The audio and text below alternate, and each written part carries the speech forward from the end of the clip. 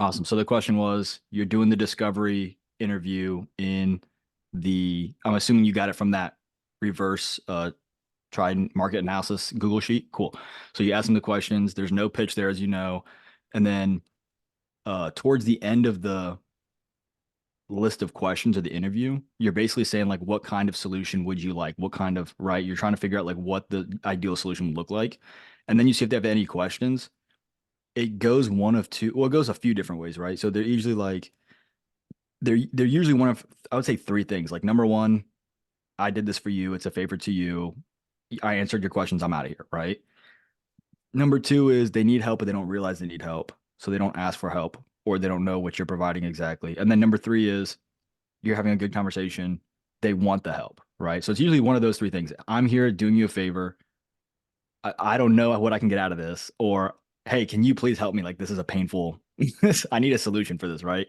So what's cool is like the list of questions when I first started uh entering this kind of space, that was this is a much more structured version of the questions that I would ask.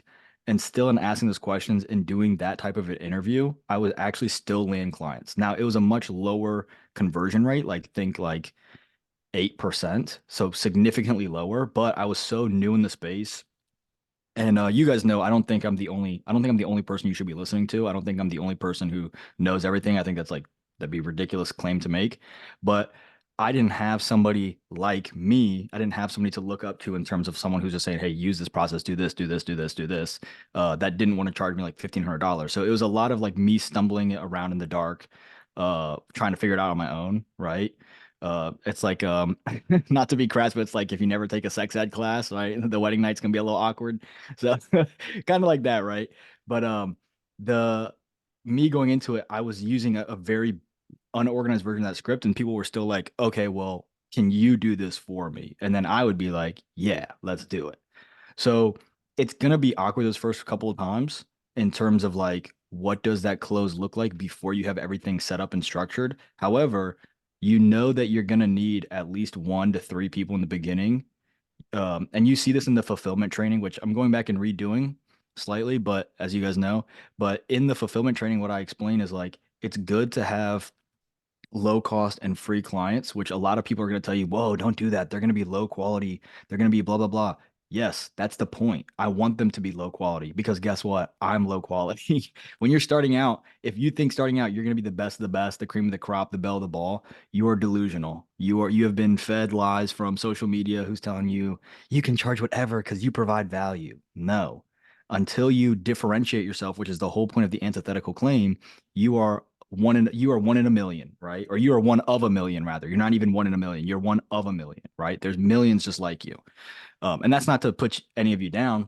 I was in the same position until I was using those antithetical claims to differentiate and separate myself, right? That's the whole point of branding and marketing. It's how do we separate ourselves? That unique selling proposition.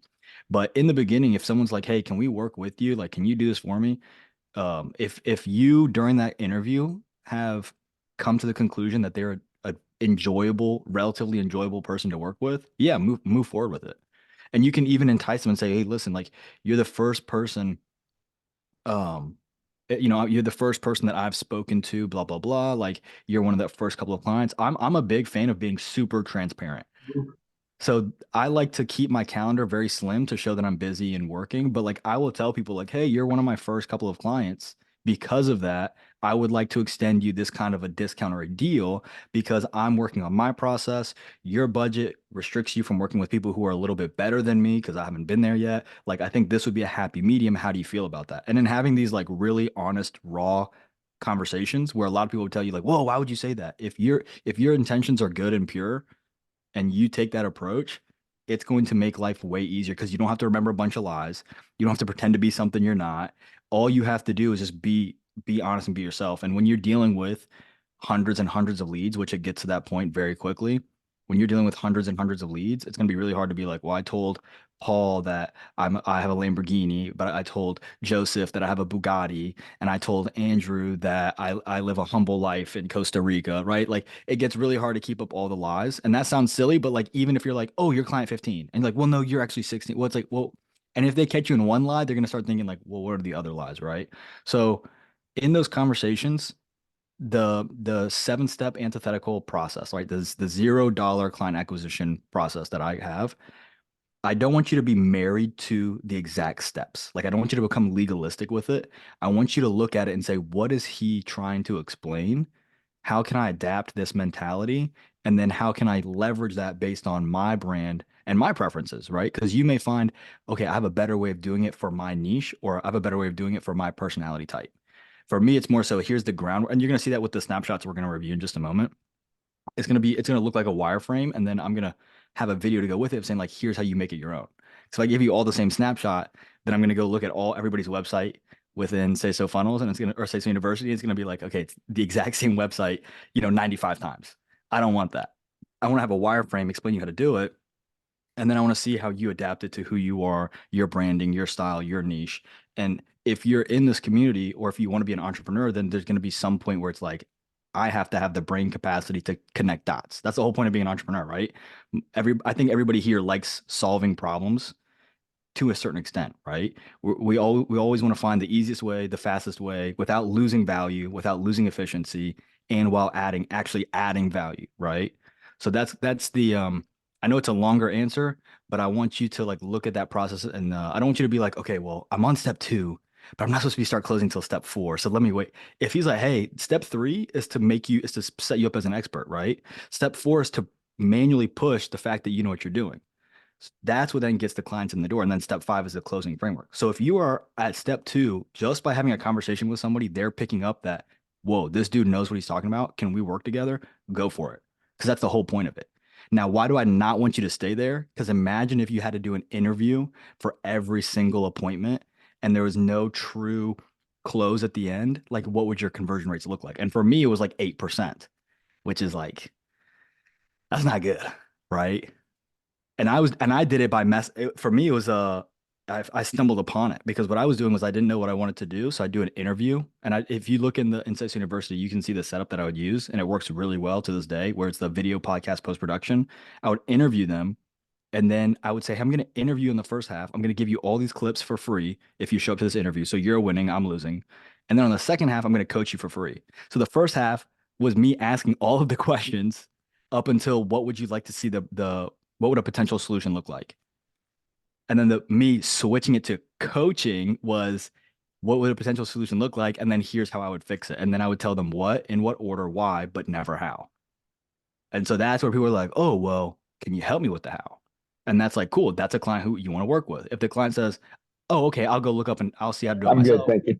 I don't want to work with them because if they're a DIY client, then, what am I going to get out of a DIY client? Right. So I know it's a longer-winded answer, but hopefully I want you to understand like the mentality behind it so you can start making these thoughts for yourself. Yeah. Perfect. Thank you. Yeah. Any other questions or anything? I'm gonna get to the point during the call where I'm like asking you guys specifically, like, okay, where are you? What are you stuck on? Um, Before we do that, I want to show you guys or I want to give you guys rather a quick breakdown of how things are going to be slightly changing within SASO University. The and this is something that I want you guys to take away too for your own companies, right? So for me and for you guys, it's going to be really hard for you to be able to market without case studies, right? So case studies are going to be the number one piece of leverage that you have, right? You have to be able to leverage the fact and say, "Hey, I can do it because I have done it." Right? If we look at the marketing space for the fitness industry, it's the number one marketing space, right? Because it is so saturated. Because all you have to do to establish credibility is lose fat or gain muscle or increase performance, right? I can do all of that without equipment. And then I can pull out my camera and say, hey, look at me. I know what I'm doing. And you can say, okay, he knows what he's doing because he is in this shape. Or he doesn't know what he's doing because he looks like a limp noodle thrown against the wall, right? So you can tell very quickly if I do or don't know what I'm doing, right? And if I don't look like I know what I'm doing and I go and throw like 500 pounds around, right? Or if I start like, doing a 250 kilogram clean and jerk, right? Then you'd be like, oh, okay, so he knows what he's talking about, right? Doesn't matter what I look like. So it's very easy to use yourself as a case study. I say that to say, when we are in the beginning stages, you want to get any client you can because you're mastering your trade, right? As you improve and as you perfect what you want to do, you now understand your branding, your targeting, your messaging because you understand who you're working with and what problems they have. So from there, you then want to say, cool, now that I can package this individual into an avatar, I can solve this avatar's pain point, right? This is the whole point of niching down. And then I can leverage, this is the part that I'm using to cover the updates, then I can leverage their success to attract more clients, right? So when I go and work with lawn care guys and I say, hey, I made a lawn care guy 28K in a single week, that's going to attract lawn care guys who want to make 28K in a single week, right? If I'm talking, if I'm like, hey, I lost, this isn't true, but if I'm like, oh, I can use one that is true. Hey, I gained 60 pounds in a year and I increased all these lifts from X to Y, any small skinny guy who isn't there and wants to get there, they're going to be like, okay, cool. How did he do it? Right.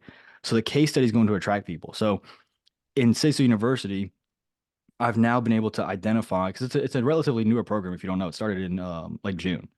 So you can go look at the Facebook group date, right? So now that I've understand the messaging, the targeting, and I've had enough people come in the community where I know where you guys are doing well and not doing well. Now what I want to do is I want to make sure that I'm getting as many case studies out of this as possible, which means I want you guys, as many of you guys as possible, to succeed, right?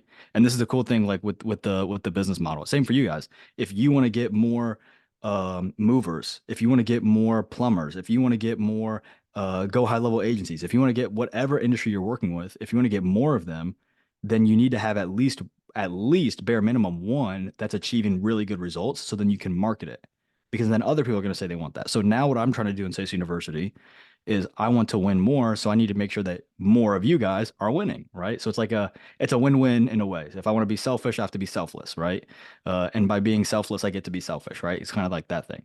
So that being said, it's pivoting into an accountability program because I'm able to see after about, I would say, 7 months of coaching in this space specifically, I'm able to see where you guys, not all of you, because some of you are very new, but where relatively most of you struggle. I'm able to see that, right? So there's a difference between me saying, hey guys, come on in, spend money every month, whether it's with me or high level, and I'm just going to give you the training and go out and do it. That's one thing, right?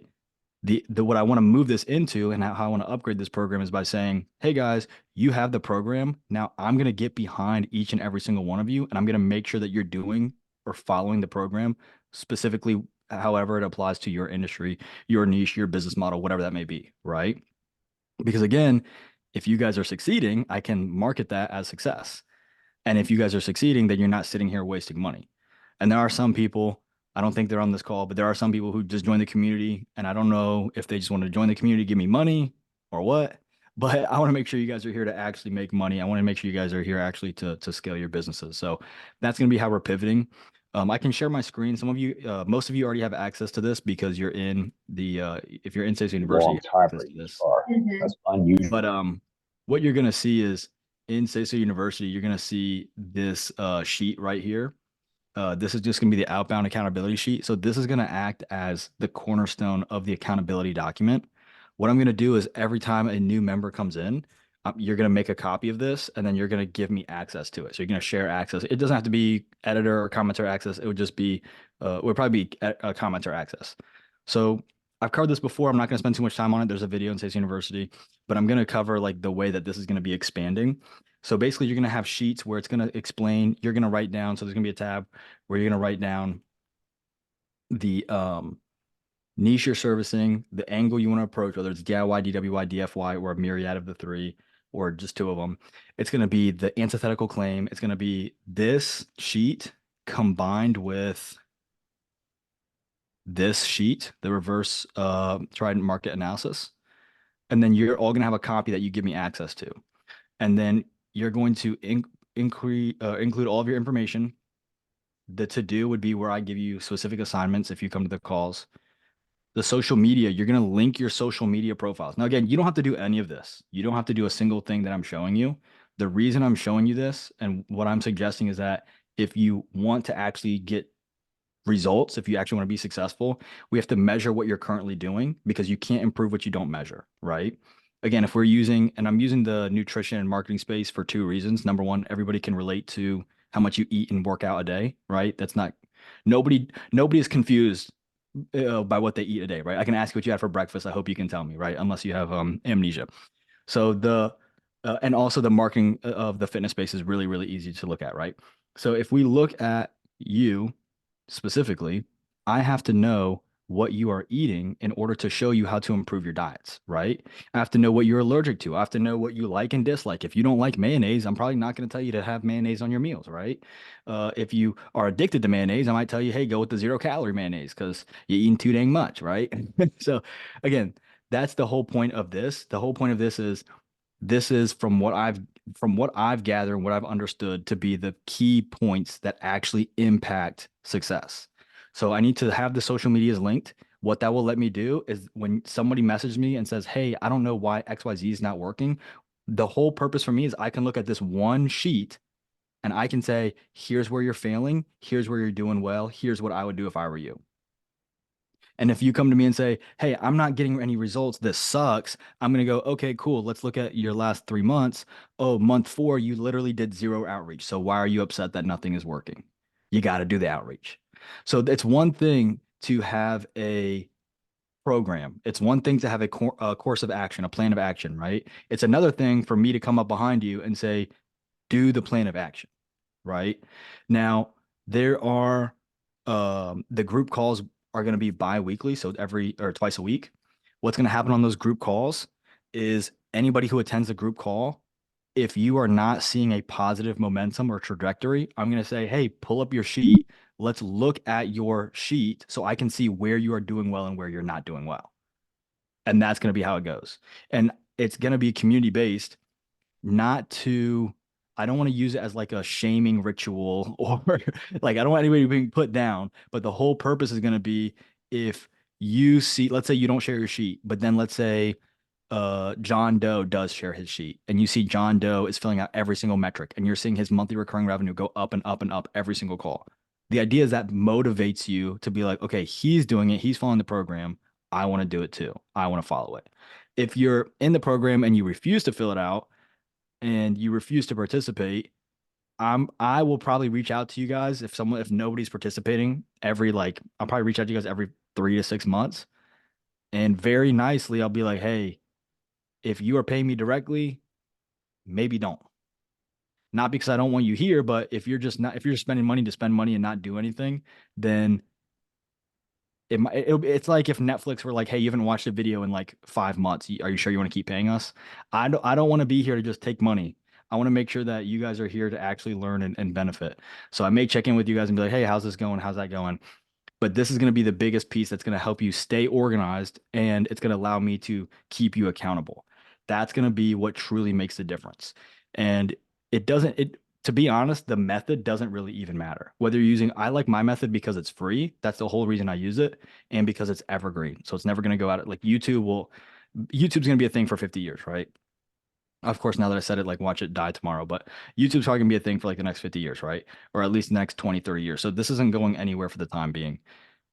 Cold emails dying, cold calling's dying. Ads are they're not going to go away ever, but they're losing the efficiency that they had when they were first dropped and they were like absolute gold mines, right?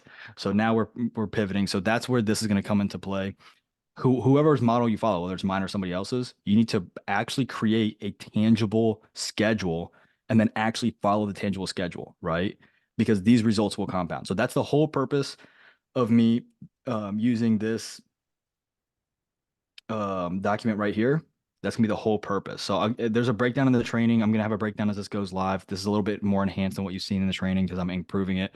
But basically, as you come in here month to month and you put in the business name you reach out to, the client name you reach out to, the industry that it's in. If it's all in the same industry, then you don't really need to fill this out, right? Or you can just like if I come here, if I type in like lawn, right? And let's say they're all lawn care guys, you can just drag this all the way down and you don't have to really like worry about filling it out every time. But it's going to be name, business name, client name, industry, status. It's going to have this again. It's all broken down here. Is this a lead? Did you close them? If they didn't want to work with you, did you push them to your social media? Was it lost? If you DM them, they didn't reply. Do you want to give them a call after 24 hours? Do you want to send them a Loom video after 24 hours? So I'm going to have a breakdown there. Then you have the price point you signed them on. Then you have the contact method that you found them. So I'm not against text, email, call, or even ads. I'm just more supportive of social because it's free and it's much easier for most of you, right? And then any notes you have. So if they're like, hey, I'm hesitant about XYZ, you would notate that. If they're like, I don't like the way your face is shaped, you would make a note of that and then maybe come with a mask to the next meeting, right? So like you would just be able to have notes, and that's gonna have it's gonna be really, really easy for you to be able to remember where that conversation was going, right? If they're like, oh, I have 3 kids, then on the next call you talk with them, hey, how are your kids doing, right? So just like a little, it's almost like a digital Rolodex, right? It's like a CRM for the lead specifically. So this is a really easy way to manage it all. The reason I have it here and not in GHL, because you can technically do this in high level. Here's why I have it here and not in GHL. So it's going to track even the ones you lose, the ones you DM. It's going to track everything versus you having to manually. You still have to manually put it in versus you having to put it into high level strictly. And then you can come over here. This is the main reason why it's not in GHL and it's on Excel or Google Sheets, is because I can look at this one tab, and on this one tab, I can see month over month, these will update in live time. So if I put status, let's say I put closed, come back over here, it updates in live time. See? So it's going to update in live time. What that's going to allow me to do is that's going to allow me to look at this one tab and see, cool, you've been doing this for 4 months. Month one, you DM'd 24 people. Month two, you DM'd 300 people. Month three, you had 15 inbound leads. And we can look at the data and we can see how many are closed. And I can look at this and be like, cool, you've closed 25 people. Stop doing outbound DMs, heavy social media, right? So this is going to allow me, it's not that simple, but this is going to allow me to look at your overall metrics, and it's going to allow me to say, I'm going to send it over to you, and there's going to be a formatting in the title where it shows you how to put your name. So it'd be like Alec Roy dash accountability sheet. So then I can say, when you're stuck or when you're confused, I can say, hey, send me over these things. Send me over this, and this. And it's going to actually end up being a whole folder. In the folder, it's going to be your closing script, which you're going to make your own. I have the script already. Go to step 5 training. It's already like 95% of the way built out. All you have to do is make it niche specific, which I can help you with. But you're going to share me your whole folder. So I'm going to look at your meeting, your closing framework. I'm going to look at your social media stats. I'm going to look at your outbound stats. I'm going to be able to see everything from one view. And then the purpose of the calls are going to be, hey, let's look at this. Where are you stuck? And then here's how you actually move past it. So I don't want the calls to be me just monologuing the whole time and telling you guys the same training over and over again. I want it to be, you guys know the process. You can revisit the process in the video training whenever you want. Where are you specifically stuck? Or where are you currently right now? And then if you're like, okay, well, this is my personal situation, this is what's going on, yada, yada, yada, I will be able to say, cool, here's how we're going to navigate around that. Whether it's outsourcing, whether it's sometimes it's going to be tough love, like, hey, you just got to carve time out of your day. Whether it's, hey, we might need to outsource this so you can regain some time in your day, right? So I want to have as much information as possible. And this is going to allow you, whether you stay here for a day, whether you stay here for a year, this is going to allow you to take this and go, cool, I now know that I need to track my daily performance if I want this to compound into monthly and annual results. So that's basically going to be the update for SASO University as we approach the end of the month. So this is going to be the end of the month update. It's going to be fully built out. It's going to be a folder. It's going to have the call closing framework, the 10-step closing framework. It's going to have the accountability sheet. It's going to have the reverse tried market analysis, and then you are going to make it your own. So you're going to rename all the folder, all the docs in the folder, and then anytime you're stuck, I'm going to say, hey, share your screen. Let's pop it all up, right? And what I'll even do is, let's say person A pulls up their screen before I even comment. I'll say, hey, person B, somebody completely different. What do you think this individual is stuck on? Because if you practice reading someone else's data, you'll start being able to read your own data. So I'll show you guys how to actually look at the numbers and be like, okay, cool. Here's where I'm messing up. Here's where I'm doing well. Here's where I need to improve because this is my biggest bottleneck at this point. So that's going to be what will get you very, very quickly to that 5K a month mark very quickly. For me, it took less than 6 weeks to hit that point. But it took actually following the program and having my daily habits, as corny as it sounds, it is true, having my daily habits compound into monthly and annual results. Okay. So I know it's a lot of information. Any questions you guys have before I discuss the snapshot going out later today? Yes. What's up? So, I mean, as you know, the clients I have now are just random all over the place. And as I try to niche down, I want to do like I love your video on the exact outbound strategy you had. Mhm. Like where it's like it's there's like they can't object really because it's like you're covering all the risk and everything. Yeah, the But exact script one. yeah, I'm Yeah. trying to figure out a way where I can make it sound as irresistible, but still acquire a small down payment just to cover my VAs like with that. So, how many clients do you have right now? I have six. Okay, what's your monthly recurring revenue ballpark? It's just over it's on 1200 right now. Okay, so you're in 1200 right now. What I would do if I were you is I would start reinvesting that into a VA that you pay per onboarding project. Yeah, I was actually thinking I was gonna do that as soon as like I remember when I was at 900 I was gonna do it right from there, but I got sketched out. Just like I don't know, I just got greedy or whatever. Yeah, But that's what it I is. can do it now. It's a combination. So this is why I like Fiverr, right? Because the hesitation when you and I just paid somebody, this is not to flex at all. This is to say I'm in the exact same boat as you guys, okay? I just paid a social media team. I'm going to be learning from them and then teaching you guys what I learned. So I just paid like a super, I say super expensive because I don't like spending money like this, but they're like $3,500 a month. Okay.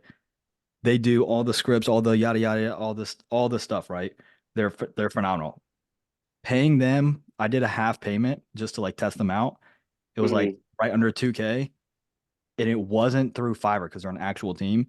To this day, it's still like one of those, what did I do? It's still gonna be that Yeah, feeling, right? Money is still money. If for you, sure.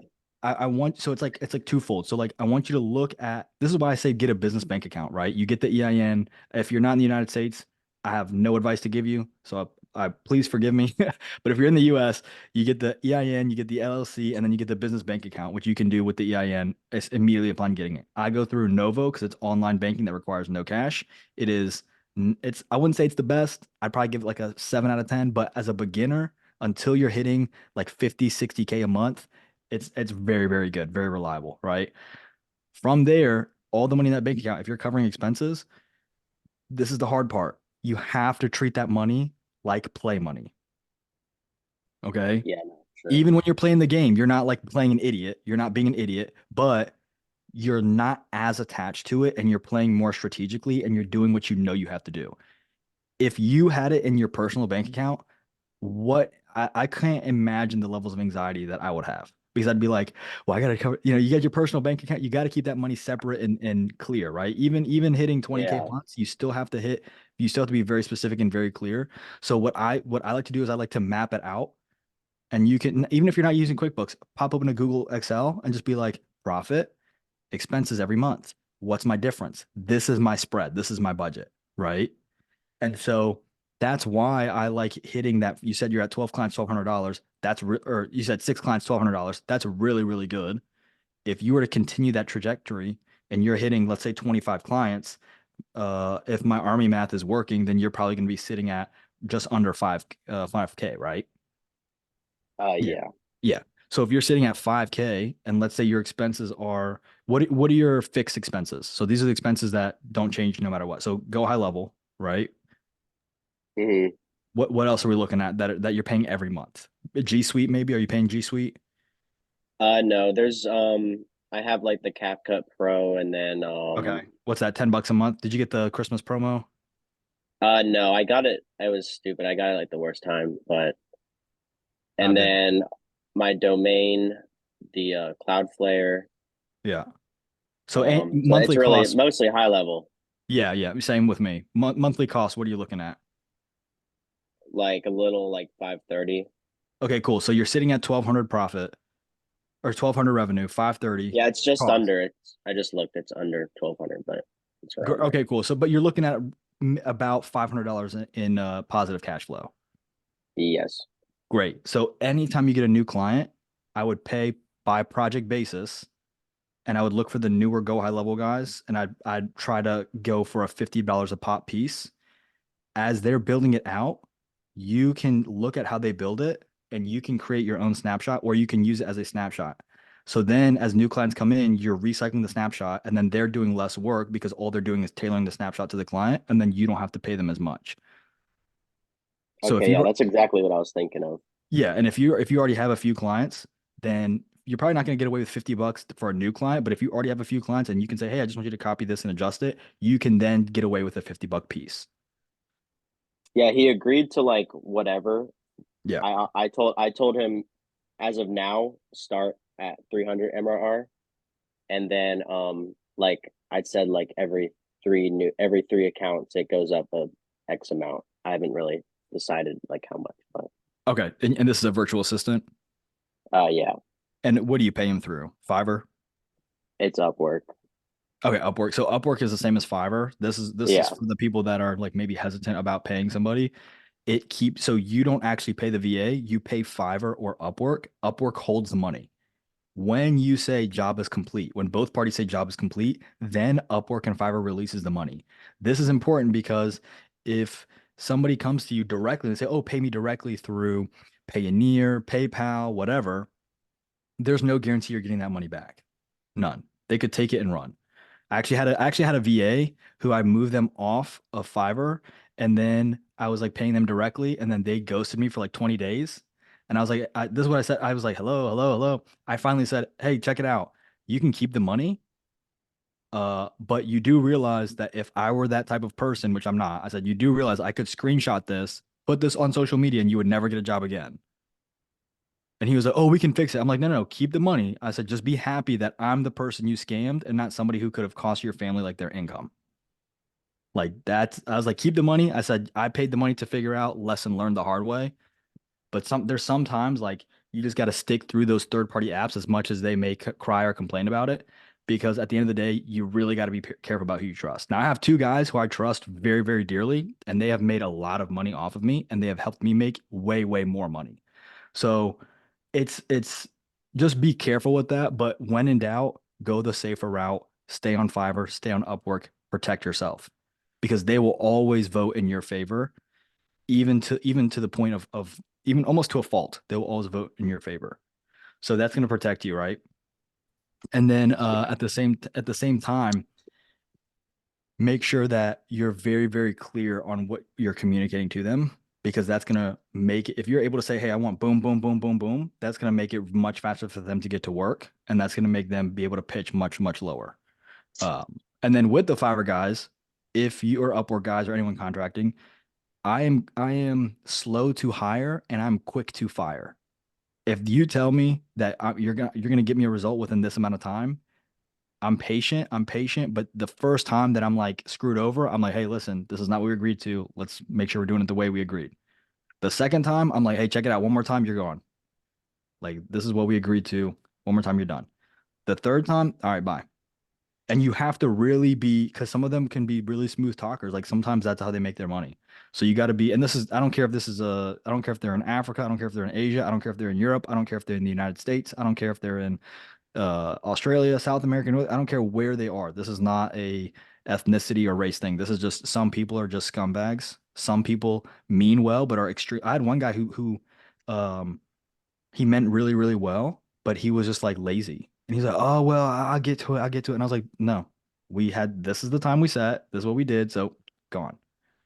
And firing people is never fun or easy, but we're not making a business to pay people. Like that's something that a lot of people don't understand. Like, well, you got to pay the people that no, no, no. I pay based on the value that I get. That's why I love working with contractors because they can have 50 bosses and I can have 50 contractors, and we can fire each other left and right all day long, and no one is losing food over it. No one's losing their job over it, right? If you have a 9 to 5 and your boss fires you, that's horrible, right? It's 2 weeks before you go find a new job, if you're lucky. With contractors, they have 50 jobs at a time. With me, I've got like 7 clients. I have 7 contractors at a time. So that's why I like that space. But at the same time, you need to be able to be like, all right, cool, that's enough. I got to draw the line, right? Don't be rude about it, but at the same time, being nice doesn't make you a pushover. It doesn't make you. Don't let that mean you're weak, right? I'm very nice when I fire people, but they're still fired, right? Like as tough as that may seem. But yeah, for you, Grant, it's a matter of don't think about it like this, right? You've planted let's say an apple tree or avocado tree, or I don't know where you live. You're in Florida, right?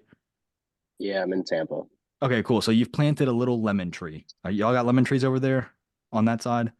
Yeah, oranges Okay. mostly. Uh, okay, cool. So you're planting a little tree, little mango tree, whatever. It's sprouting. If you start plucking it too early, you're gonna kill it. Let it grow, let it get strong, then pluck it. So I say that to say you're seeing that $500 a month come in. Don't don't pluck it now. Because if you pluck it now, instead of using that to reinvest in the business and grow faster, you won't have anything to pluck later. So that money coming in is nice. It's very nice. Like for context, if you guys don't know, actually I still have a remote job that I work. I'm not touching any of the money that comes into my business. So I'm seeing like thousands and thousands and thousands and thousands coming every month, and I'm not touching it because my goal is I want to hit 6 figures a month before I leave my job, which is I understand how crazy that is, but for me, that's me saying I want to reinvest it and make it better, right? The business. And then I want to pull out at my moment of convergence. So don't let that 500 looks nice. Wait until it's 5,000. And then even when it's 5,000, only take half of that, or even only take a quarter of that, right? But use that money. I want you to play Monopoly. Use that money. How can you get more cash flow positive assets in the form of customers? How can you get more and more and more and more to the point where you're like, cool, now I have enough money to where I can step out of whatever I am doing into this full time. And I already have enough money saved up for a full year. So if I don't get another client for a full year, if everybody stopped paying me tomorrow, I can sustain my income for a full year without having to go on a beans and rice diet, a la Dave Ramsey. And I can actually continue life. That's the point where I'd be like, cool, now you're ready to stop what you're doing and jump in. So let's Yeah, say, the only but reason I had that mindset for a sec was just because I think for like the first 2 or 3 months, the subscription was eating into like, my, because right. I had like a very strict like this. I don't like, it's one of those things where I don't have to put my own money into it. But when it happened for the first 3 months, it just, I had so much stress about it. And then I was just so relieved when it finally hit over. And then Isn't so it that the just, best feeling? yeah, it was great. It literally felt like I was like on cloud nine or whatever. I'll tell you, landing my first client meant more to me than hitting my first 20K month. And it doesn't make Oh, I'm sense. sure. It doesn't make sense. It's like in the military they have this thing where they say like when you go to boot camp, they'll be like, boot camp is the hardest thing you have ever done in your life, but it is the easiest thing you will ever do in the military. It's like that effect. Like landing your first client, it's the best accomplishment you've ever felt, but it's gonna be the smallest accomplishment in your entire career. It's like I don't know if you I love SpongeBob, like growing up on SpongeBob. It's like Mr. Krabs and his first dollar, right? It's like it holds a Exactly. special part, a special piece of Yeah. your heart, right? So I'm very glad that you mentioned that because for those of you that don't know, I had a client whose business fell apart because, well, it didn't fall apart, but he stunted its growth badly, and it's still stuck to this day because he started seeing money come in and he started taking it out and paying himself way too early. So he went from positive trajectory. He was hitting big months. Like we're talking 30, 40K months. And he was before that hitting 10K months. So going from 10K months to 30, 40K months. And he started pulling money out. He didn't legally set up his business. So think about this. He pulled all the money out. He didn't even legally set up his business. Do Oh you guys know wow. how cheap it is to set up a business? It's at most 400 bucks. 12, let's say 1,200 if you pay a lawyer. You can go through like uh I can Google right now LLC creation, right? Like it's like 200 bucks, 400 bucks tops. And he didn't even do that, making 30, 40K in a month, not total months, every single month. Pulled all the money out, didn't set up legally. So he had no paperwork, so he couldn't use it to leverage to get more equipment. Whole crap show. And then when I'm telling him, hey, you need to reinvest it, just like I was telling Grant, and the nice thing about Grant is I know Grant is going to go and do it because that's what he's done in the past. But with this guy, he didn't want to do it. To this day, he has two jobs and he works all the time because he refuses to listen to that one piece.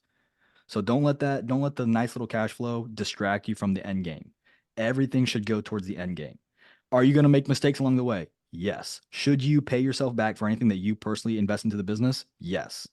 Outside of that, you got to use it as a way. You have to use it to leverage yourself. Again, that's why I love social media, because guess what? If you take out, think about this. Most people at my point are heavy into the ads. For me, I'm going with a fixed rate approach, which is a social media team. So it's a flat rate every month. It's not, I want more, I have to pay more. No, it's a flat rate for me. So that's where I like my expenses to be. So that, again, that's my approach. You don't have to do it that way. But most people in this space, 50% minimum of their revenue goes straight to marketing. Straight to marketing.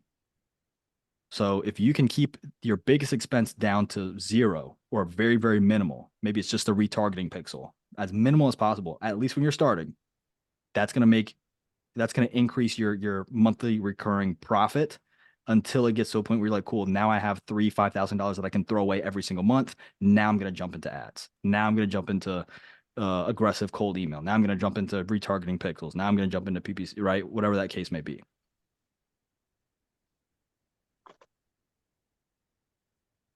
But yeah, Grant, I appreciate you asking those questions. Any other questions before I cover the snapshot? And it can be completely unrelated. You could just be like, hey, I want to ask why you're so ugly. It can be completely unrelated. I have a question, Alec. Yeah, what's up? I'm really struggling to niche down. I have a online marketing agency for a while now, and I have all kinds of clients with all kinds of services. I just started out with the GHL because I really like to go to the SaaS concept and work with recurring revenue, of course, and offer my services that way.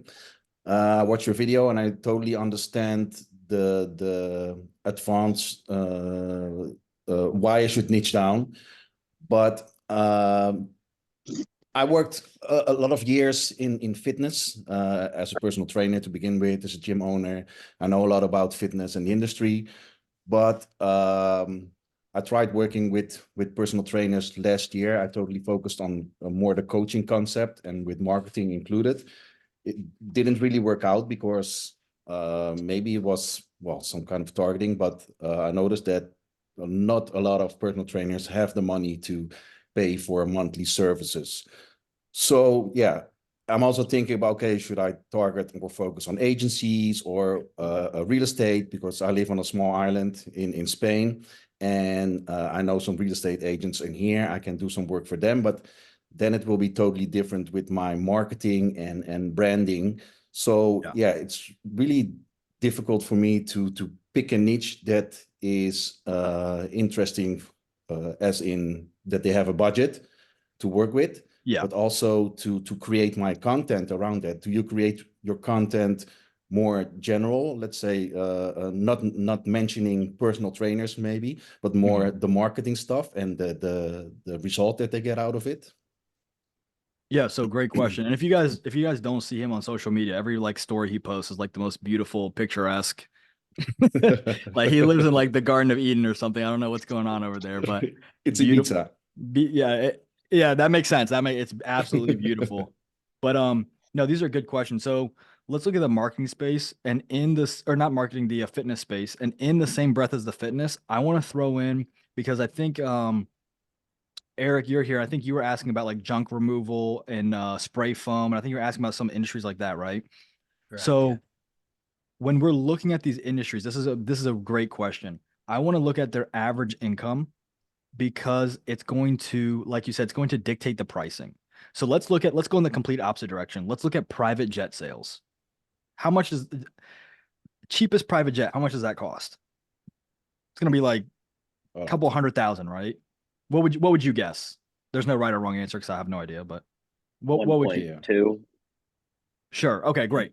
So let's say they sold one jet a month, they would have more than enough money to cover 97, 997, 2997, right? They'd have more than enough money to cover that, right?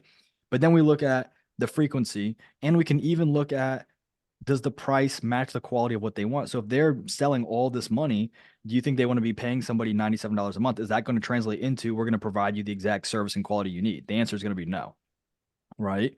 And there's a funny story about this. If you look at Gary V, who was I think it was like one of Gary V's guys, but he was basically explaining how like you can run an entire company's social media for so much less because you only need one guy to run ads nowadays, and they have whole social media teams. And these companies, and I'll give you a really funny example, these companies refuse to listen to people who are doing it well. And that's going to tie into the projections I'm going to give you guys for 2024. But these guys refuse to listen to people like even Gary V, and they would rather spend all this money on marketing when they're just wasting money on something that's not working. Not that marketing doesn't work, but the way they're doing it, they're wasting money. And I'll give you an example right now. You can fact check me. If you're on a computer, you can pull it up and you can show everybody and we can laugh about it together. Go look at JC Penney's TikTok account. It is the most awful thing I've ever like. I'm hired a social media coach because I am I don't want to say humble enough because that always comes off as cocky, but I am honest enough with myself to say this is not good. This is my bottleneck. How do I fix it? That's why I brought in a social media team, right? JC Penney, I don't know what they're doing. It's the worst social media account I've ever seen in my life. But they refuse 100% refuse to say, I need to reevaluate the way I'm approaching social media. And then you have companies like Shein and Fashion Nova. They're very female-oriented brands. What happened? They understood social media and they exploded overnight. If I'm a fashion brand in 2024 and somebody's going from 0 to 100 passing me, I'm going to be livid because that tells me that I'm doing something stupid. I'm dying out and these other people beating me. Why? But they're not doing that. So go check out JCPenney social media if you want a good laugh. But I say that to say it's very important to understand the correlation between price value within the industry, right? Because that's going to communicate. The price is communication, right? That's why the antithetical claim works really well, because if you can make yourself a party of one, then you can become more desirable because the supply or your competition is dwindled down to very low numbers, right? And I cover this in the pricing training, right? If you look at gas stations, gas is extremely valuable. Why is gas only a couple dollars a gallon? Because there's so many suppliers. If I go to a gas station, I could throw a rock from one and hit probably two or three others, right? At least in the United States. So that being said, gas is much cheaper. If you go to Hawaii, which is if you guys don't know, for anybody who's not US based, but you go to Hawaii, so an island off of the Pacific side of the United States, very far away. How much is gas over there? It's way more than on the mainland because why? There's fewer suppliers. So gas becomes more valuable because the suppliers decreases. This is economics 101. So I say that all to say, I also, when I was very early in the stages, I had a physical fitness buddy and he couldn't cover any fees at all. So I'm like, well, hang on. Why would I work in a space where everybody is broke trying to pinch pennies, right? Or pennies, however you pronounce it. My accent's coming out. Trying to squeeze every cent out of the money, right? And so let's staying in the same space. Are there fitness creators making a ton of money every month? Yes. So it's not that the niche can't do well. It's that this is also why I'm not a big fan of working with beginners as you mature. And I cover that in the fulfillment training. Work with them as you start because you suck, they suck. That's normal. We all go through that. So I'm not sitting here saying I'm better than any of you. No, I probably sucked 30 times worse than any of you. Pause. But moving into it and getting better, then you can work with better clients. And so what you end up seeing is you end up seeing and you end up saying, I only want to work with people at a certain level, not only because I know they can afford it. This is the big mistake. You ever seen Dennis, have you seen those social media clips where they'll say, and anybody can answer this, have you seen those social media clips where the person will say, hey, are you making 10K a month and you want to make 50K a month? Or hey, are you an accountant that makes more than 15K a month? Have you seen those videos? Yeah. Here's the issue, that what they're trying to communicate is they're trying to communicate, can you afford me? And they're actually trying to create something else I'm going to tell you in a second.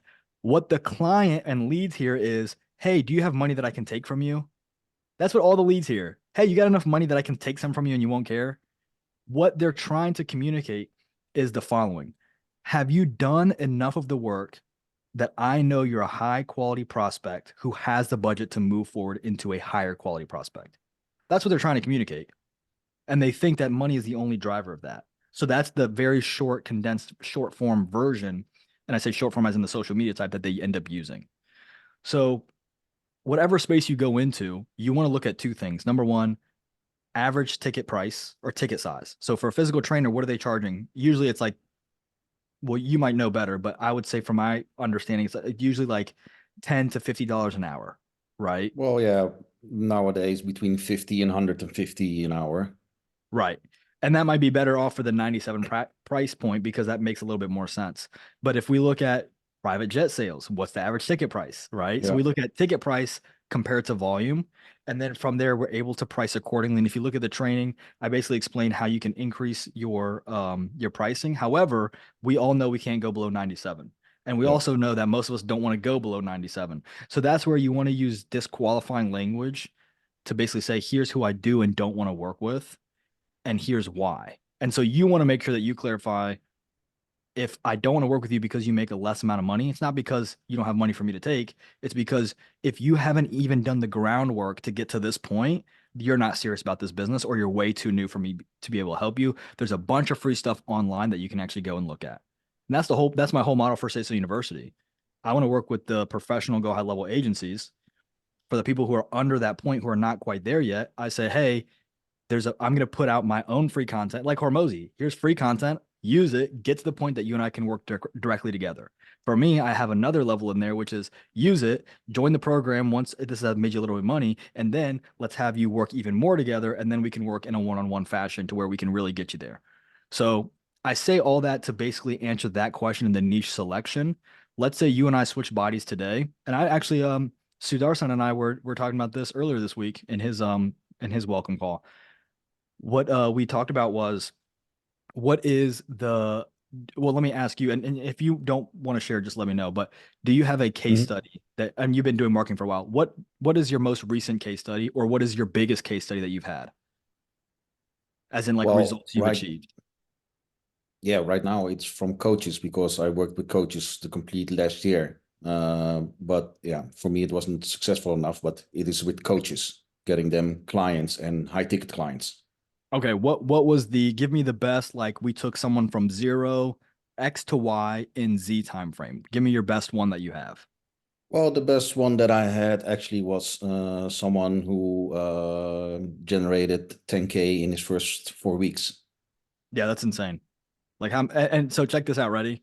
How many people do you think in this call alone would want to get results like that? Yeah, I think Right. most of So, them. so here's my second question.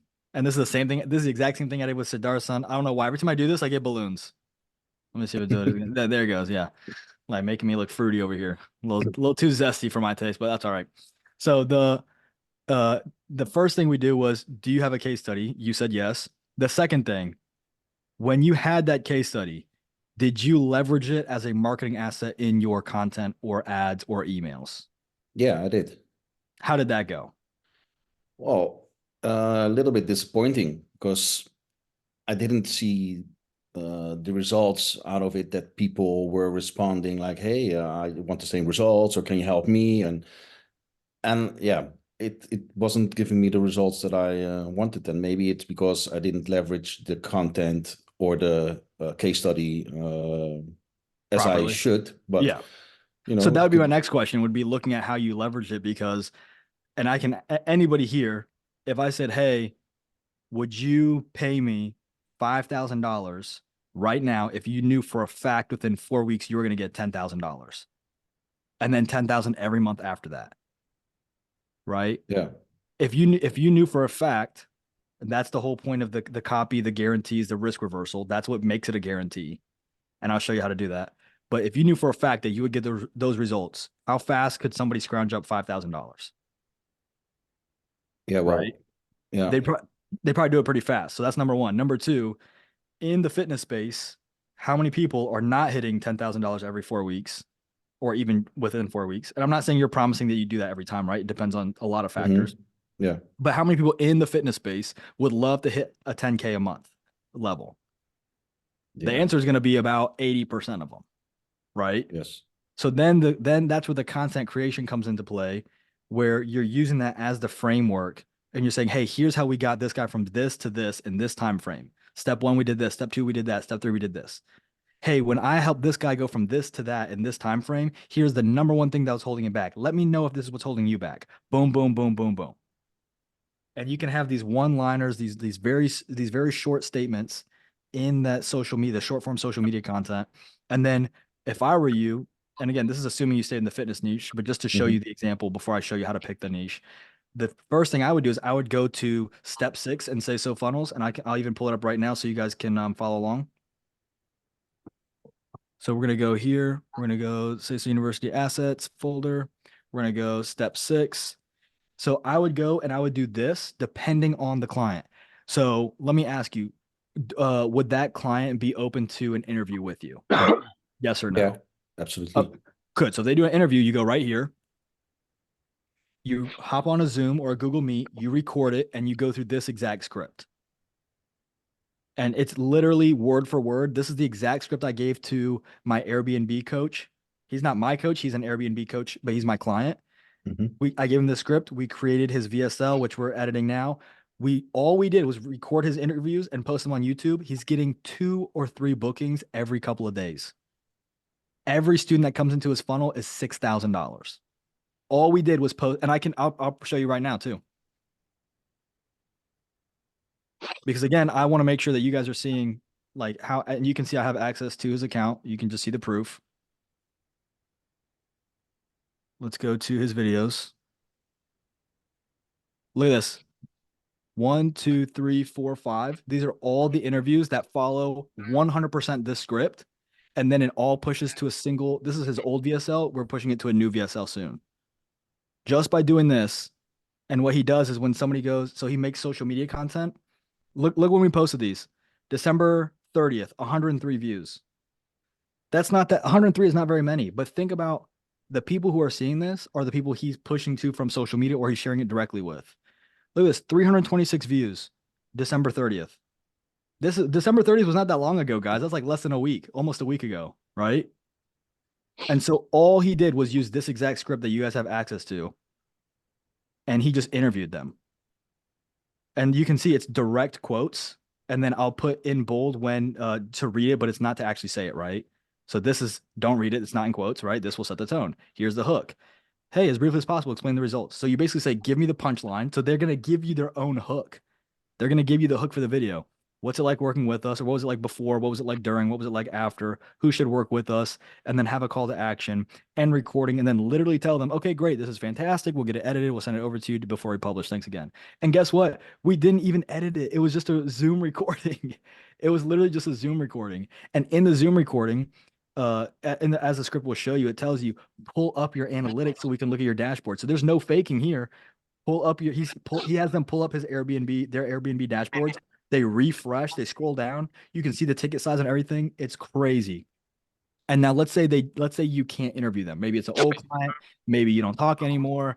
Maybe I don't know, maybe they left the business. You come over here and you just use this framework to build your own case study. And then you would read off of the screen to the screen like a loom. So this one is, can you interview them? This one is, I can't interview them, so I'll just write down the information and I'll post my own screenshots of their dashboards, right? And that's why I tell you, if you look at the training, that's why I say, go in there, get screenshots, get everything, get all the proof you need. Because again, if you're talking to anybody in any industry and you're saying, hey, you're at this level, which is where my guy was, you want to go to that level, which is where I got my guy, you want to do it in this time frame, which is where I got this guy, here's how we do that. Now, I can't promise you results because it's going to depend on a lot of factors, like how much work you put in, whether people like you on the camera, whatever those factors may be. But we did it before, so we can do it again. And that takes us into the confidence level. If you've done it once before, there's a student in here, he's not on the call right now, named Ismail. He's really good at PPC, and I always tease him about this. I'm like, what level do you think, like, how confident are you that you can provide these results? And he's like, well, I did it one time, so 20%. And then I go, okay. He comes back to me a few months later. How confident are you that you can provide these results? Well, then 5 times, I'm 50% confident. And I'm like, okay, number one, you should be way more confident because you had 5 case studies. But how do we take it from the confidence level from 50% to 100%? And that's where the risk reversal comes into play, right? If I can't achieve these results, you get your money back. If I can't achieve these results, I'll stay with you until we do. And that brings it up to 100% guarantee level of either you get what I told you you're going to get, or I give you your money back, or I make sure you at least get your money back in some way, shape, or form, right? So that takes you from the whatever you're at to 100%. And the confidence level should also reflect how you price. So if you're trying to get them from 0 to 10,000 and you're only 20% confident, then you should take 20% of that difference and then 20% based on the confidence. So you would go 10,000, what's 20%? 2,000, what's 20%? 400. So cool. That I'm going to price relative to the problem and the confidence level. And as you get better, you still take 20%, but then that second 20%, which reflects the confidence interval, you increase it very slowly until you find that 5 to 15% price resistance. So now that I'm answering this question completely backwards, from there, I would look at, if I'm in the niche space, I would look at, we already know how to, based on the videos, we already know how to figure out statistically with a certain level of confidence with the probability of the factors to consider, right? Service-based, not profit-based. We want to make it, we want to increase our potential clients. So we want to go with more clients that are not competing. So that's where the localized comes in, or high frequency comes in, right? We want to avoid the regional clients. We want to avoid the national clients. And then from there, we want to make sure they're evergreen, they're marketable, they're resistance proof, right? That's all fine and dandy. But then we get to who is Alec, who is Dennis, who is anybody, right? Because that's going to be where it's cool. If I'm going to be married to this industry, I need to go all in. So what content type are you confident? Like, are you confident getting on social media and talking about real estate 24/7 or fitness 24/7 or underwater basket weaving 24/7 or in-flight missile repair 24/7, right? What are you most confident and comfortable speaking about? And then what industry do you relate to with the most? So for me, I come off as kind of like a frat guy douchebag. So it would be better for me to appeal to people who aren't turned off by that, right? So I'm probably not going to do too well with the medical space, right? They're gonna be like, who is this? Like, I don't know, who is this clown, right? But I have a military experience, so I resonate super well with blue collar guys because when I talk to them and they figure out that's my background and I can relate to a lot of the stuff that they relate to and their morals and blah blah blah. And I had some time in the industry indirectly. They relate to me very easily. When I talk to marketers, it's very easy to relate to marketers because I've done marketing, right? So you have to understand who you're going to resonate with because that's going to increase your close rate. And this is again, I'm picking on Siddharthan because we just had a conversation, but this is where I was telling him to be aware of who you are as a person too, because some people will be turned off right away by you. So I was telling Siddharthan, because he is not US based, he's probably not going to resonate well with the blue collar guys. And he was like, yeah, that's been my experience, right? And Siddharthan, just tell me if I'm right or wrong, right? That was he was like, yeah, I get that. So we were looking at who is he going to resonate the most with, because that's going to increase his conversion rate and make his life a little bit easier, right? Yeah. So there's also those factors. And like for you, even though you're in Europe and Ibiza, right? You may still have that barrier of who am I going to resonate with or who may I not resonate with, right? Like, can you imagine if I were like, hey, I only work with Black-owned businesses? That would be really awkward conversation because I'm not Black, right? It'd be very awkward for me to target Black-owned businesses if I'm not Black, right? So we have to also understand how we factor into the industry that we select if we want our conversion rate to be higher, or at least not have us have a negative impact on our conversion rate. Yeah. So would you recommend, or would it be smarter that I would focus also more on Europe? Because I am Dutch, but live in Spain. Yeah. So for me, it's harder to focus on clients here in Spain and even more in Ibiza because it's very small. But most of my clients, like, well, almost 90% mostly are Dutch, wherever they live, in the Netherlands or somewhere else in the world, but mostly they're the Dutch. So would you say, okay, start out with focusing more on Dutch people in a certain niche or industry? I would. Because if you're already getting positive results there, if you're already resonating with them, and I like how you phrased it, I don't know if you did it on purpose or not, but you're saying start there, I would. Yeah. Even if, and this is why I like having you guys in this community setting. And this is going to sound very contradictory to what I've been saying in the past about niche selection. Even if their industries are all over the place, if you're saying, hey, I work specifically with Dutch service-based business owners, you can still, it's not 100% ideal, but if that's what you're resonating with and that's what people are flocking to you because of that, you could even take a step back from niching down with the industry and niche down via the avatar. Now, Yeah.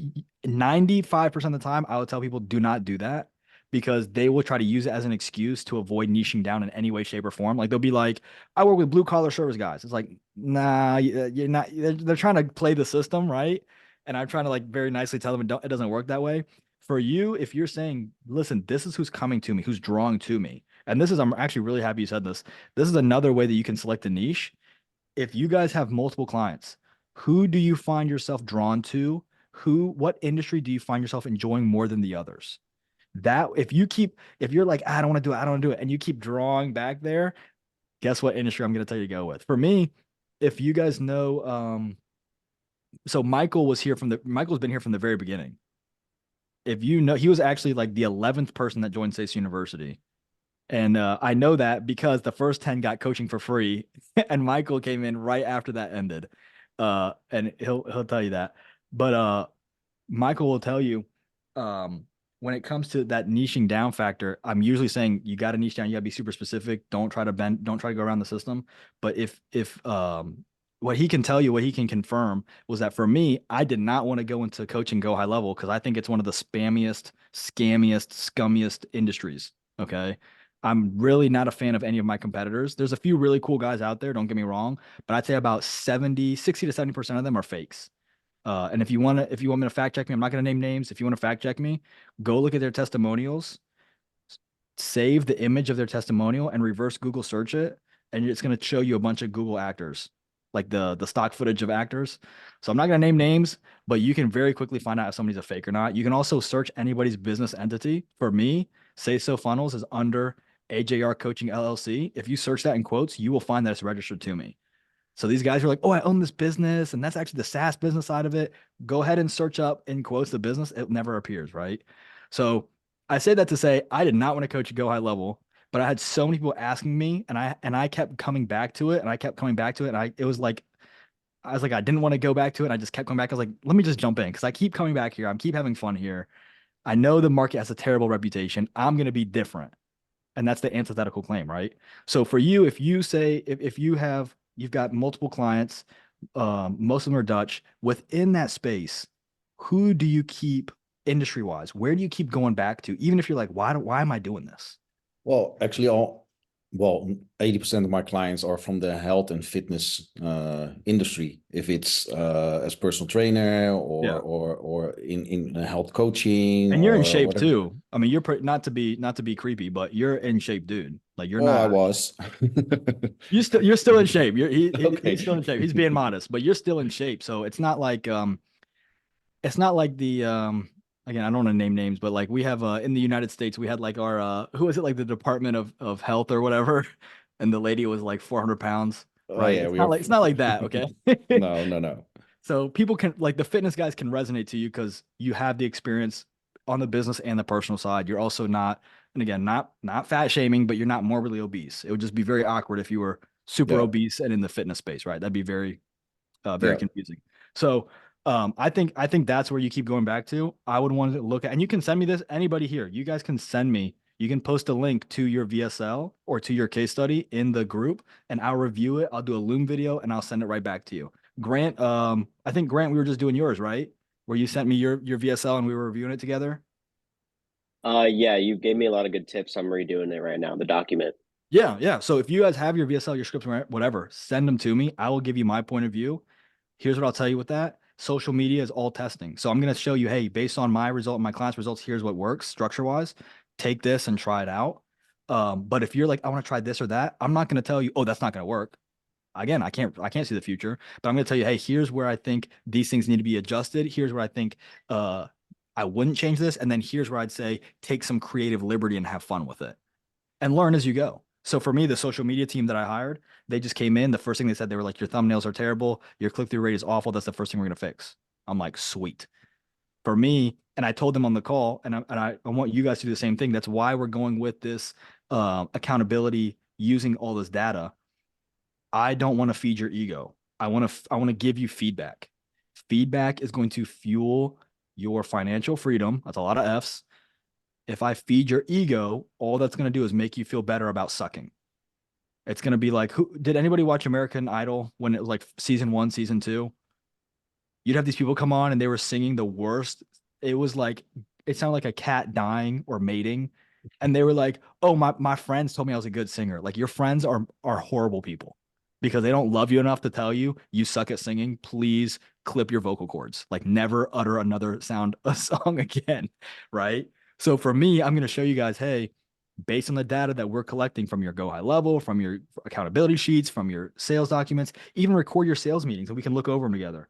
From looking at this data, here's where you're falling down. If you apply that feedback and you appreciate that feedback, you will become much, much more wise and guided in this process. If you reject the coaching, if you reject the feedback, if you reject listening to analytical data, then you're not going to go anywhere. So that's where that is coming from. But I say that to say I'm going to give you a good starting point, and then from there, test it, continue to test it, even when you're getting very little views and engagement, because that's very normal, and then see how that performs. And improve as you go. Listen to the data. For me, I had to put out 8 or 9 YouTube videos before my team realized, hey, this is where you're sucking after we look at all your metrics. This is where people are falling off. This is what you're doing super well. This is what you're doing really well, but you're not communicating. Like, oh, you can't find that out of one video. It takes 5, 6, 7, 8, 30, 40, right? But if you keep going back to fitness, I'd say go back to fitness, type up your case study using that or interview them and then send it over to me and let me review it for you. But you saw the YouTube videos, man. They're simple. They're not pretty. But yeah, and I'm boom, comfortable creating those videos. But the testimonials or the case studies that I have are not only from fitness. So that's also the thing. Is it okay? Because one is in real estate, one is in a coach, one is a restaurant owner. So they're different. Keep niche specific. And I'm going to show you guys in the funnel, in the snapshot, keep it niche specific. Yeah. Because again, it's going to help you productize and it's going to help you go faster and faster. Yeah. And I was telling Sudarsan and I was telling somebody else, he's not on this call, but he's in Mexico. I was telling them, I'm like, listen, the United States is ahead.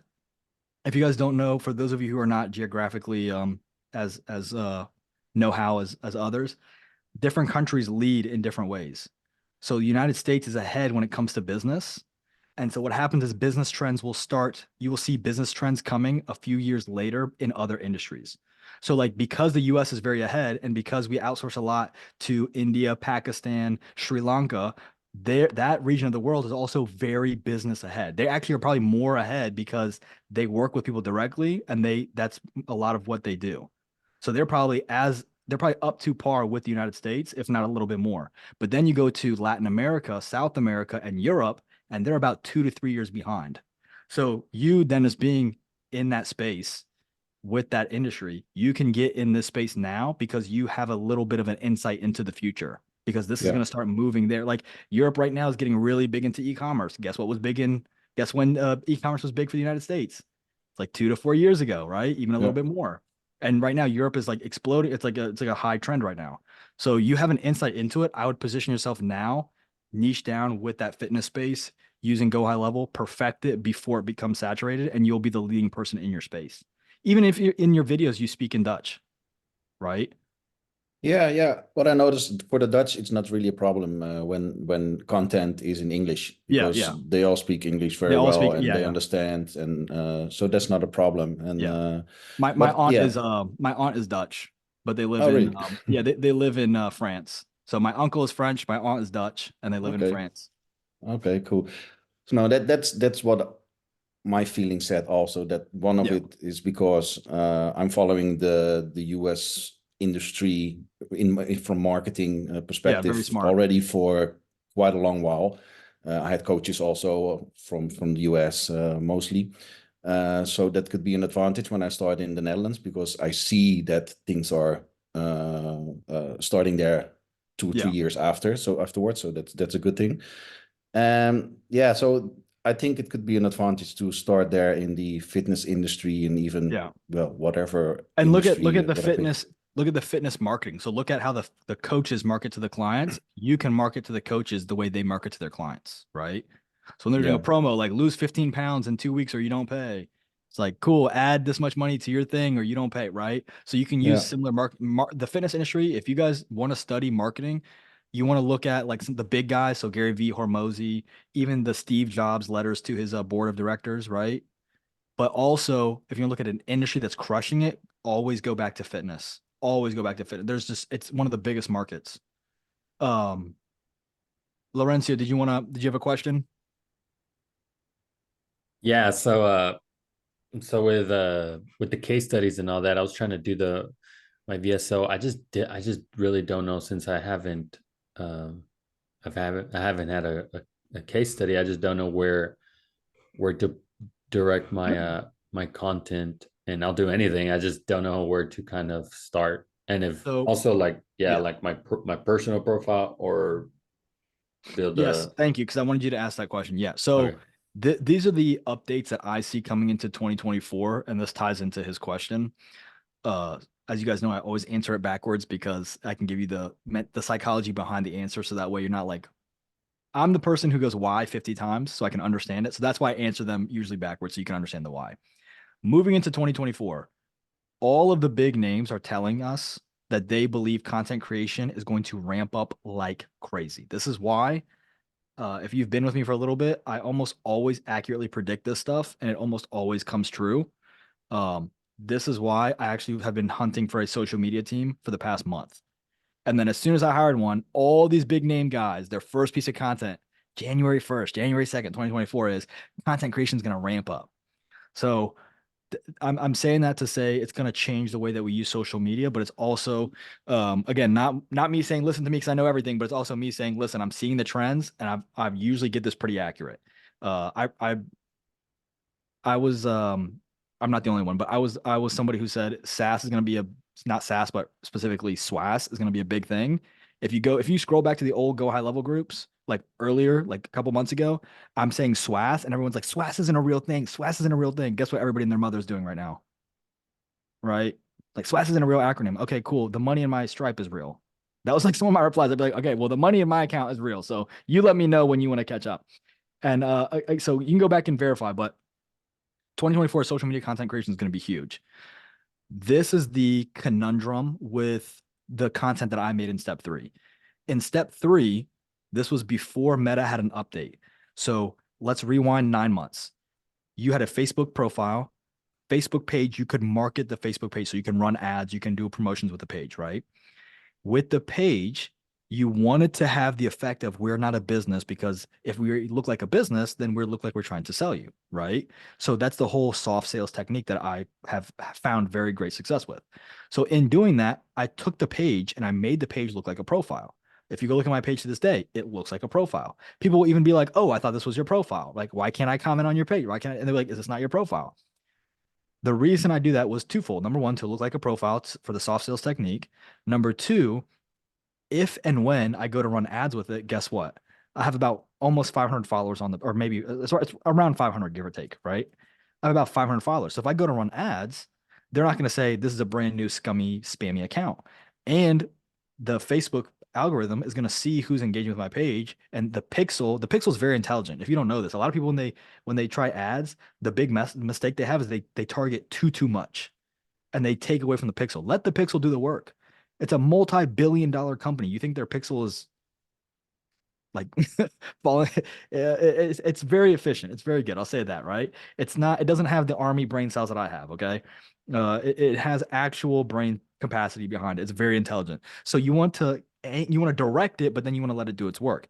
So that's where the followers come into play. A little context behind that: I saw a guy run ads, and he had no social media following. He had like 1,100 comments, and guess what all the comments were? Fake profile, fake profile, fake profile, fake profile. He has no followers, no accounts. He just made this. They were ripping him apart. So when I looked at all that, I said, I need a page that looks like a profile, and then I can run ads on it. About almost 2 months after I made that training, Facebook comes out with an update. Facebook says, hey, now you can run ads from your profile. And I'm like, here's the issue. Here's the catch. My Facebook profile is the one I use for my friends and family. So if I were starting from scratch, being completely 100% objective, this is how I would do it. I would have a Facebook profile dedicated to the business, 100% dedicated to the business. It would appear as a Facebook profile. It would be my profile. I would inject some lifestyle stuff, the same content type that I talk about in step 3, same content type. I would not change it, but I would use the profile because I could, if I wanted to, run promotions for the profile, right? I could run it as an ad. I would still have the Facebook page. On the page would be branded like a stereotypical business. I would use the business profile to repost or share the page onto my content because with the profile, you can DM people, you can join groups. Pages, you cannot DM people. Pages, you cannot comment on people's pages. Pages, you cannot join every group. A lot of groups say no pages allowed. So I would use the profile to do the manual work, and it goes a little deeper. I would use the page to do the business stuff, the typical stuff, right? Here's where it goes deeper. I don't want to sell the profile ever. If I build the brand with the profile and I have the page, which is now branded, I can sell the brand off, and the only digital asset I'm losing is the page. The profile is still mine because the profile is branded as a personal brand, not as a business brand. So in building both, think about this. Hormozy built his brand while he built Gym Launch. He can't sell himself, right? This isn't like, he can't sell himself into slavery, right? However, he can and did sell Gym Launch. So how can we structurally do that with social media? On Facebook specifically, the profile is a business profile, business page. The business profile has your profile picture, and you treat it as your social media, but you do not share anything you don't want to share. So for me, I don't share like my daughter's face on the business stuff, right? Some people do. I don't. On the personal profile, that's with friends and family, that's where I share her face, right? So just certain levels of privacy that you would want to retain. And that's based on who you are and what you want to do. Okay, so just a quick breakdown of that, just so I understand. Yeah. So what you would recommend just with these new updates that have been pushed, just you would just still keep your Facebook profile separate. And I'm saying that because like I'm part of like a lot of community stuff with my church and stuff where I kind of Exactly. yeah. So what You I probably don't want that to intermingle too much. yeah, and I wouldn't matter, but like it's a lot of Yeah. So yeah. make a new profile. The new profile is the business profile.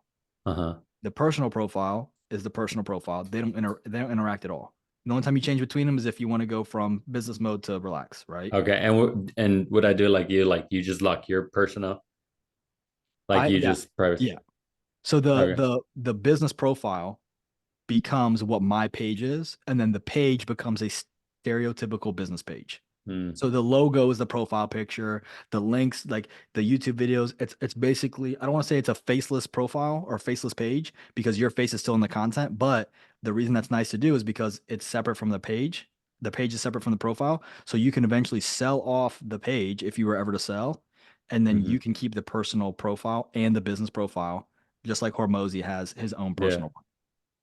that makes sense. Gary V does it too. All the big guys do. I'm just using Hormozy because most people know who he is. Yeah, no, that makes sense. Thank you. Yeah, that's how I would do it. And then anything you post it on the business page and then repost it or share it to your Your business personal profile. business profile, but still mix in the life, like mix in Yes. more Yes. strategic like lifestyle stuff following Yes. the step 3. Okay. Yes. And I'm going to be giving you guys context on this because I have a social media coach who's teaching me. And if you guys don't know, in the past, I've paid people quite a bit of money and then I teach you guys the same thing for free. So I'll tell you, hey, this is what they told me, whether you agree or not. This is what they told me. This is the results I got from it.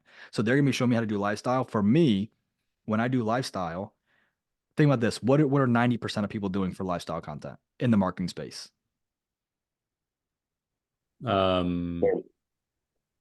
Driving a Ferrari around Miami. Lambos, Yeah. Ferraris, big booty girls with bikinis and champagne, right? That doesn't appeal to my audience at all. It doesn't appeal to me at all. So when I do lifestyle, this is something I was actually talking to them about. When I do lifestyle, it's got to be around what my core values are. This is called the superhero effect, right? Look at every superhero is its own brand. I'm not even a big fan of superheroes. A lot of people like them. I'm not a big fan of them. I like the X-Men. That's a pretty cool one. But the superheroes are all their own brand, right? Even we can even look at X-Men, right? Look at Batman. He doesn't even care about his money. He cares about justice no matter what. Look at Spider-Man. He's just trying to go to school and balance saving the city of New York, right? Look at Superman. He's like trying to figure out whatever morality because he's basically like God on Earth, right? Look at Iron Man, playboy, billionaire, philanthropist, like whatever that line Tony Stark says in the movies, right? They all have their own brand that they stick true to, and the story becomes emotional when the core values of theirs are really focused. So we love Tony Stark because he's super materialistic and shallow, but we know he's deeper. And when he does the deepest thing of all, which is sacrifice himself, we're all like, "Oh, that's so beautiful," right? Like one of the best endings to any movie series ever, right? MCU is dead now. That's my opinion. I don't care if you disagree. But anyway, the whole point of it is branding, right? So for me, when I'm going to be branding my lifestyle stuff, it's going to be focused on financial freedom. And I have a video coming out on this soon. I don't think most people are like, I want to make money. I'll tell you right now, I don't think most of you want to be millionaires. And I'm not saying that to be like cringy, like you don't want to be. No, I don't think most of you want to be millionaires. Do you understand how much work goes into that? I think most of you would be really happy hitting $220,000 a year, working 2 hours a day, doing whatever, wherever, whenever you wanted to. I think that's the dream. So, and for you, and I'm not trying to get spiritual for anybody who's like really against it. For you, if you're really involved in the church space, right? You probably have bigger, more important missions that you would rather do than grow a business. The Yeah, that's why business, we're starting. the entrepreneurial side is what? It's to allow you to achieve the financial freedom to do what you want to do, which is where your heart really is, right? For me, I really enjoy working. I really like working, but my wife loves traveling, so I want to travel with my wife. So guess what? I found out a business where I can travel anywhere and just bring my computer. That's why I was messaging Grant the other day and I said, "Hey, send me the link on the portable monitors because I would love to use that when I travel wherever I want with my wife." So we're going to Mexico, we're going to Dominican Republic, right? That's the financial lifestyle that I want to have. I don't like cooking, so I want to pay somebody to cook for me, right? I'd love my own chef. Like that to me, that says more than I rented a Lamborghini because you can rent a Lamborghini and you can fake flex that. You cannot. I can. If you check my stories, you can't replace me at 11:30 taking my daughter on a walk and putting her to sleep. Right? To me, that's priceless. What are most people doing Monday at 11:30? Right? They're working. So for me, that's the appeal. So when you do your lifestyle, make sure that you keep it. And this is why, stemming back to the beginning of the conversation, the first thing I said was what? Be honest. If you don't have clients, hey, you're my first client. If you have 5 clients, hey, you're my fifth client. Even that's one of the reasons I love Hormozy is because he's not stupid, so don't misinterpret me. But he's so anti-sales and anti-marketing that he becomes a good marketer because it's so authentic. That's what he said. Like his first post was what? Hey, I'm looking to train 5 guys to get into shape. Hit me up if you want to be one of them, completely free. Like everybody was like eating that up because it was so authentic. Now people do it as a way to be slimy and try to slip something in. But think about how authentic and it was just like to the point. There's no fluff. Look at my content. The biggest compliment I get, and it means the world, is people go, "Hey, there's no fluff. You get right to the point." I love that. Now I want more people to pay attention, so that's where the social media team comes in, right? But the message, I told them, listen, the message and the brand cannot change. So for you, figure out what that message and brand is. Don't change it, and then interject the lifestyle. I would say about 20 to 30% of the time. And this is big on stories. If every time I open up my story, it's you pitching me, I'm not going to open your stories. But if I open it up and I'm like, oh, what is Laurencio doing today? Oh, he's at the gym. Oh, he's eating food. Oh, that food looks good. Oh, he's on a trip. Oh, he's doing this or that. And then you have in there, that's the lifestyle I want to live. And then the next post is what? A call to action or a testimonial. Hey, it's not just me, but it's my clients. Hey, if you want this to be you, hit me up here. That's how you do your stories. That's why I say 3 to 6 a day. Lifestyle, testimonial, call to action, lifestyle, testimonial, call to action. But I know we got a few questions. Jacob, let me grab your question. Jacob, I don't even know how to say your last name, Gariski. I probably butchered that. Yeah, you butchered it. It's fine though, man. I won't hold it again. How do I say it? How do I say it? Gahersky. Oh, yeah, way. Okay, never mind. We're not even going to talk about that. But what's up?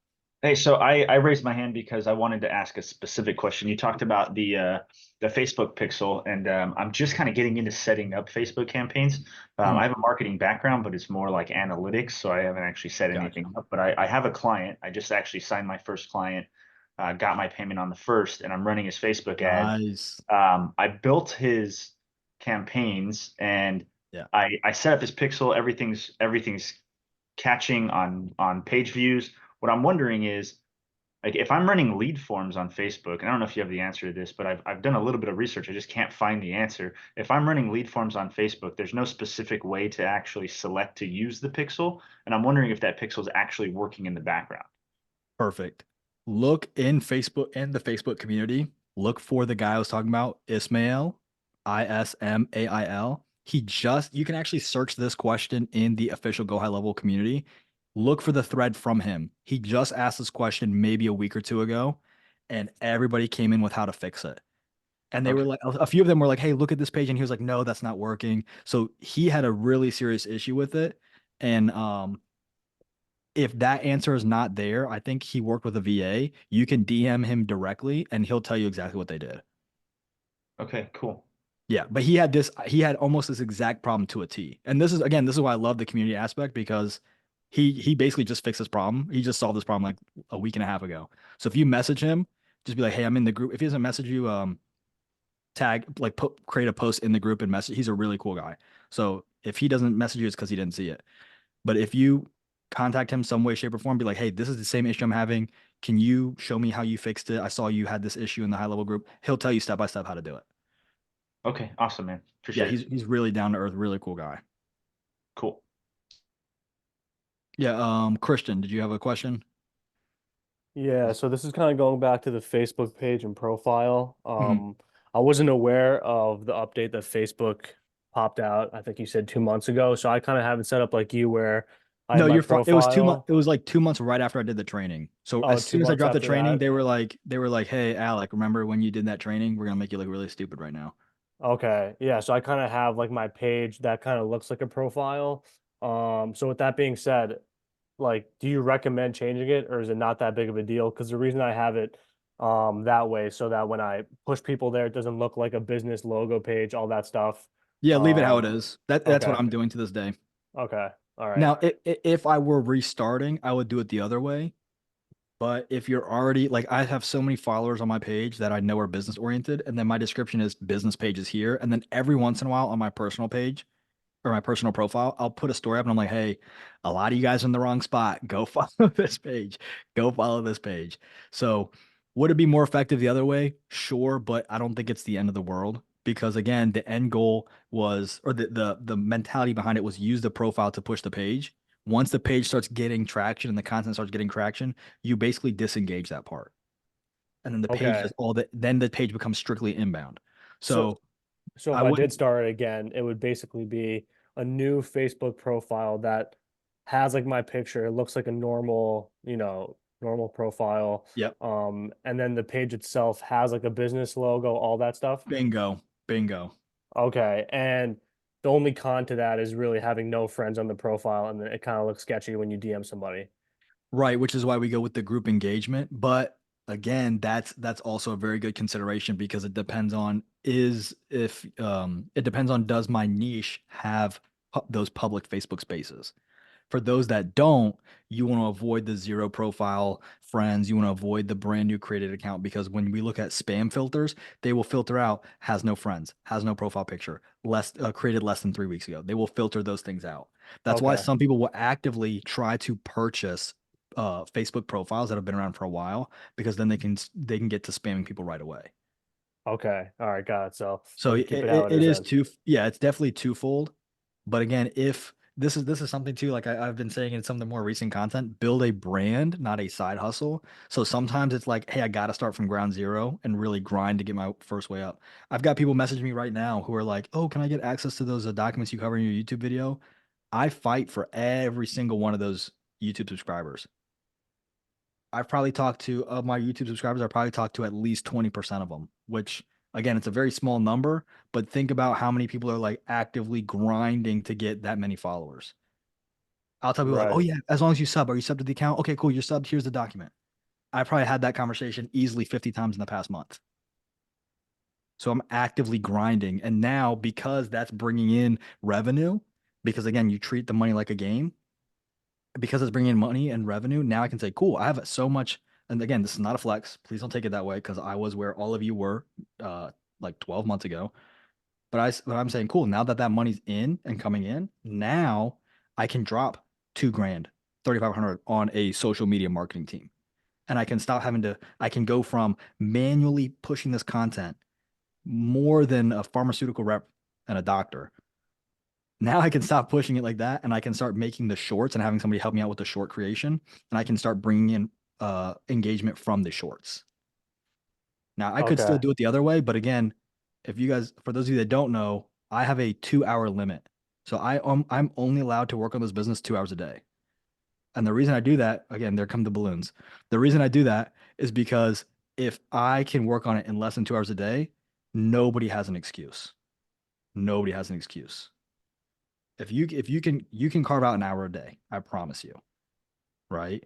Unless you tell me that you're working 12 hours a day, you're traveling an hour to and from work, and you have a whole family that needs you 24/7, and you're sleeping more than, or you're sleeping less than 7 hours a day, I'm going to tell you, you got to carve out time. Because guess what? That was the exact scenario to a T that I was in.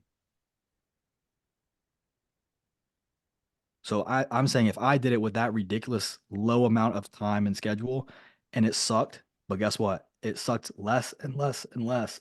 Pause. It sucked less and less and less as every month went by. So month 1 sucks. Month 2 doesn't suck as much. Month 3, all right, now I'm profiting. Month 4, it gets easier and easier and easier if you follow this process, if you structure it right. The minute you deviate, it all falls back down. Just like the client I had. Going great, great, great, great, great. I want to start keeping the money. Boom, fell apart. And again, don't think I can't pay myself anything. No, remember, dude was making 30, 40K a month and he didn't want to fork up $400. I'm talking about that level of, I don't want to call it greed. I don't know if it's greed, anxiety, whatever, but I'm talking about that level of just depravity. Grant, let me grab your question and then let me grab Jacob's question.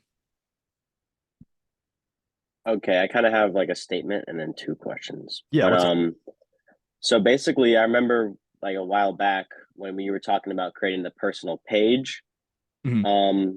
instead of like an enterprise page. Like before obviously the update where your profile was going, I Right. kind of like rebelled at that a little bit and right away made my page branded because I kind of have like this brand name. I'm kind of like Richard Branson with it. Like I like the Gotcha. name. I've been using this like name for like any little thing I've started like in the past. So like I kind of just stuck with it. I'm like, screw it. I mean, my face will be in all the content. Right. So it's okay. And also like I heard all of Alex's advice about like creating enterprise value and all that. Mhm. So yeah, so I don't know, I was just mentioning that because I like that, And that's you good. know, word. I don't want you guys to like, the worst thing that you can do is, there's 2 worst things you can do, the 2 bad things you can do. One is say, I'm not going to pick any process. I'm just going to jump around. 2 is I'm going to pick a process and I'm going to become so legalistic that I leave out any potential for creative freedom. So I want you to do things like that. I want you to test things like that. And then I want you to come back and tell us how to go. Because there might be other people who are like, hey, I like that, I want to do that, versus what he was Yeah. telling me to do. But if it's within the scope of the process and it's getting you results and it's working and it's costing you nothing to do it, and it's a matter of just testing, right?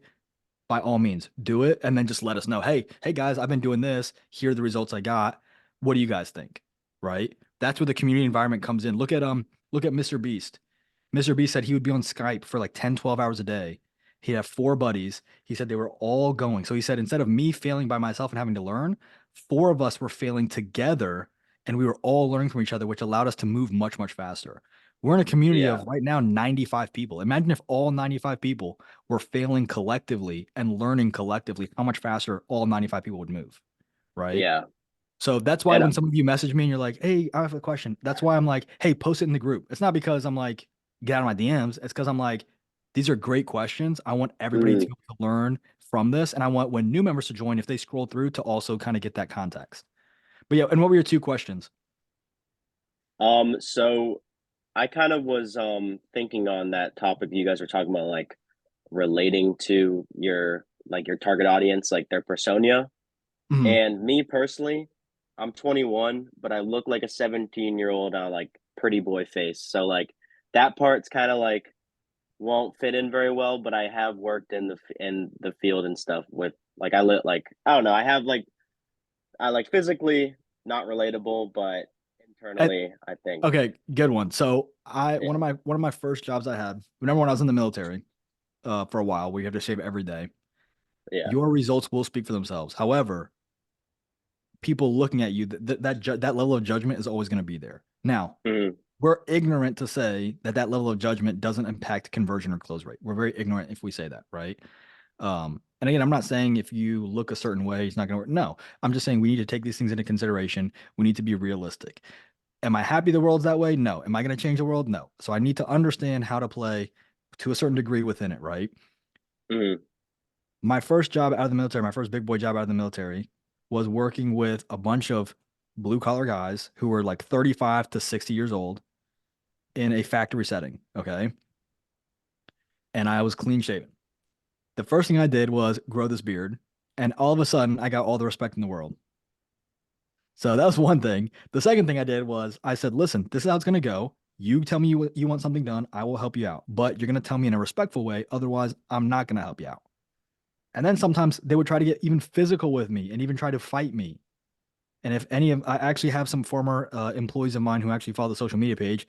If they see this and they watch this late into the video, they can even comment and affirm what I'm saying. But they would even try to fight me sometimes. And sometimes I would have to hold my own. And guess what? That gave me a lot of respect. So I'm not saying go out there and grow a beard and fight your clients. But what I am saying is your results will speak for themselves if you remain true to who you are and true to the end goal. If I told you right now you could do an ancient African rain dance and money would literally fall from the sky, would you care? No. If I were if I were 11 years old and I was making $1 million every month, I promise you your ears would perk up and you would listen to me. Because you'd be like, dang, when I was 11, I was trying to figure out what a girl even was. I didn't even understand the concept of like, why are girls different than boys, right? Like, I don't know. I was playing with like bionicles or whatever 11-year-olds do, right? So let the results speak for themselves. That's the first thing I'll tell you. The second thing I'll tell you is own whatever physical appearance you have. Mhm. If No, yeah, that again, I was picking on Sudarshan for this, and I was like, hey, if you have an accent, own it. Make yeah. that like that's part of who you are. Own it. Be proud of that. Like leverage that. If you have something that you feel, and having an accent is not a shortcoming. Like I said, Mhm. my dad is an immigrant, so he has accents. Everyone on his side of the family has an accent. So if you, my in-laws or my father-in-law is Dominican, he has an accent. If you have an accent, own it. If you are 2 feet tall, own it. If you are 12 feet tall, own it. If you're young, own it. If you're old, own it. Take that what that is a weakness and make it your strength. I always reference 8 Mile, like Eminem, the last rap battle, when he's like, "Yeah, I am disgusting, and my mom's a whore," and blah. And you're like, "Dang, like dude is roasting himself," but he owns it, and then he starts tearing into the other dude. What happens when it's time for the other dude to go? What does he do? He chokes because he's like, "What am I supposed to say?" Like this dude just he owned everything I was gonna say about him. So if you in your Yeah. content own it, it also shows you have a sense of humor. Like for me, I'm like 99% sure my hair is starting to recede. Guess what? I'm like, hey, why should you listen to me? Why should you listen to a guy with a receding hairline? People are like, wait, what did he just say? Like, that's funny. Own it. Like you can use that self-deprecating humor to an extent. Like, don't be like, I'm gonna go kill myself. Like, don't be crazy with it, right? But like if you use self-deprecating humor to a certain extent, it's very disarming and Mhm. it shows that you're relatable. Like so if you know the blue collar space at all, you can back Michael, you can back me up on this. If you know the blue collar space, the first thing they'll do to any new guy is they'll rib at each other. They'll poke each other, poke fun at each other. They're not doing that to be rude. They're doing that to figure out, is this guy cool? Is he one of us? Can he laugh at himself? Take the joke and joke back at us, right? So if you can do that in your content, you're going to relate to anybody, especially in a male dominated field, you're going to relate. Mhm. And if you're dealing with anybody in a female dominated field, because I also worked in a female dominated field, I kid you not, I was one of 2 men in an entire building. It was a very unique experience. Guess what? They view that self-deprecating humor to a degree as you being approachable and modest and not cocky and full of yourself. So it works with it doesn't matter what industry you're in, it's gonna work and resonate. So you can be like, hey, why should you listen to me? I have a baby face. Why should you listen to me? it looks like I was born last Thursday. Why should you look at me? Why should you consider like what I'm going to say? Right? Like you can use that to your advantage, and it makes a good hook because they're like, wait, what? But they're like, Yeah, no, for sure. I so yeah, use it definitely to your was advantage. putting in that thought though when I was thinking about it. I'm like, just lean on it. Like, if Yeah. anything, they'll think you're good at it because you look young and like sophisticated, I guess, or like, you know what I mean, or something. 48 laws of power. We're talking about I'm gonna be like sharing you guys books that I enjoy. In the 48 laws of power, it says if you can stay reserved and even elicit emotion out of somebody else, you'll do better. So if you can stay reserved and have the confidence and authority to own what people may view as a shortcoming, it actually becomes an advantage to you. Yeah, it's like everyone listened to Napoleon and he was like 4'8", so Right, exactly. So own it, use it with authority, be able to laugh about it. Even when people like try to rip you apart in the comments, 'cause I've had people do that yeah. to me. Own it. Just be like, either ignore it or own it and be like, okay, what's the problem? No, yeah, I wasn't never thinking too deep on it. I just kind of wanted more of I your like guys' to take thoughts it on there it. because I like to take it there because some people they will use that as an excuse not to make content. Like the Yeah. biggest one Wow. I've seen is I don't want to make content because my friends and family will laugh at me. Okay. If they laugh at you, what? They're laughing because you want to do better than work at a gas station for the rest of your life. They're laughing at you No lie. because they're laughing at you because you don't want to work 10 hours a day to make 60K as inflation goes up and your money doesn't change. Like what part are they laughing at? The part where you want to do better? No lie. That was me like 4 months starting. Like Yeah. I was so like until I just had like this thought one day. I was like, why the hell do I care what like people I know think of a video I'm making for a business? Like Yeah. it makes And zero sense. think about this. People will laugh at you and then they will go, "Oh, I knew him when he was doing that from the very beginning. Oh, I knew him from." Exactly. And I'll say this I'll say this and then I'll grab Jacob's question. I do have a hard stop at in 5 minutes, so I want to grab Jacob's question real quick. But here's the last thing I'll say about this: whatever content you make, you will have people who love you. You will have people who hate you. Okay. I had a lady share with me a screenshot where she was talking with her friend and they were talking about me and she meant that as a compliment. She was like, yeah, he's kind of an asshole because he just says what he's thinking and he doesn't really care what other people. And I'm like, I take that as a compliment because it's like there's no fluff, right? Yeah, perfect. Look at again, this is going to sound really bad, so bear with me. People like Adolf Hitler to this day still have people who are fans. Okay. The KKK still has members applying. People still think that Genghis Khan was right for wiping out like so many people that it reduced the CO2 emission for a period of time, right? So you still like it doesn't matter what heinous, horrible thing you do, and I'm not promoting you to be a horrible person, but it's to say that no matter what you do, people will hate you and people will love you.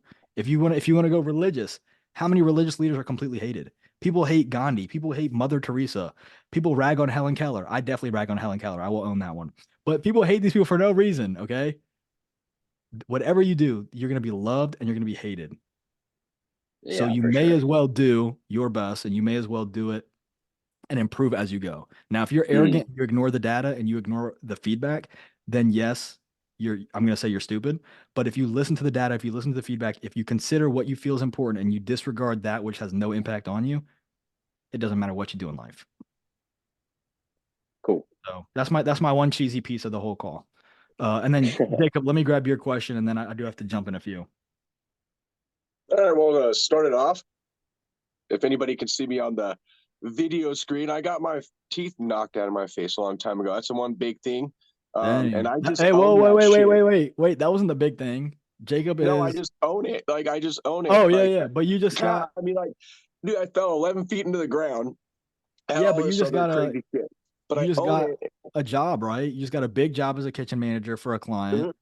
Yeah. You got life is going pretty sweet from what you're telling me. So that's not the one big thing. We gotta give props where we give props. I But wanted to stop on this, just my teeth being like out of my face. I mean, I have the little oh thing yeah. in there, but it's it messes up like us. Like, okay, an accent, nobody can. No, you're born with that. You know, like things that people will care about, because I've kind of been seeing on this a lot, even in the groups where people kind of bash on people. And it's like, whoa, they're trying to think and get there. But my real question is, so with that, right now we had agreed on, so his GMB is completely messed up. Yeah.